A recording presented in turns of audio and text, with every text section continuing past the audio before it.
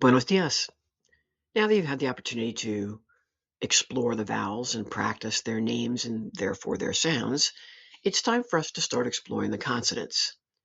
And we're going to start with the alphabet. We're not going to really memorize the alphabet. We don't do that when we learn English. The alphabet comes much later after we've started talking a bit. And that's how we're going to do it. But I just want to explore the consonants in Spanish that are said differently than their counterparts in English. So we're going to start there. Here we see the Spanish alphabet. And if you count, you'll see that there are 27 letters here rather than 26 in the English alphabet. There's an extra N. Now we'll talk further about that N, but that's what the 27th letter is. The interesting note is at the bottom of the page where they start talking about the Royal Academy of Spanish Language, because we don't have that in English. We don't have a governing body of how English should be said or spelled or any of that. So Spain does, and the Spanish language does, and the Spanish language has official versions of things. And throughout our course, we are going to be sticking to what the Royal Academy says is proper Spanish. These are the 5 differences that we will tackle in this video.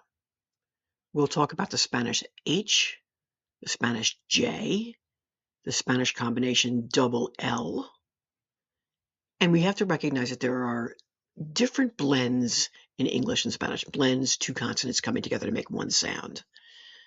There is no PH combination in Spanish. And Spanish words will never begin with S plus a consonant, like Spanish will never begin with SP. There will always be an E in front of it, Español. All right, let's tackle each one of these singularly. Alrighty, so here's some examples of the silent H in Spanish. You repeat after me. Hola, hola. Hambre, hambre. Hablar, hablar. Alhambra, alhambra. And there is, of course, one exception to the silent H rule, and that is when it is in combination with the letter C, because that's how we get the ch sound, as in muchacho, muchacho. Where there are some regional differences, the Spanish letter J sounds like a hard H. We've already seen one of these words, so pronounce after me. Ojo, ojo. Jamón, jamón. Baja, baja. Ejemplo, ejemplo. No single letter pronunciation sparks more debate than that of the double L. Regionally, there's probably 4 accepted ways to be able to say this. I'm going to speak about the 2 most common. And quite frankly, I probably use a combination of the 2. You can see that I say that it sounds like a hard Y. That's hard to explain. So let's say that it sounds like either the J sound like in judge or the Y sound like in yellow. You can see that I offer you both phonetics. The first one sounding like a J and the other one sounding like the Y. I'm going to go through the first ones first. You repeat after me. I'm going to only do each word once. Llamo, amarillo, lluvia, bella. All right, now I'm going to try the second pronunciation. Again, each word only once, sounding like the letter Y. And quite possibly, I'm going to sneak in a little bit of the J sound because that's really what I do. Llamo, amarillo, lluvia, bella. All right, you're going to notice 2 things here. First of all, I gave you English words. These are known as cognates. When 2 words look alike and they mean the same thing in 2 different languages, that's called a cognate.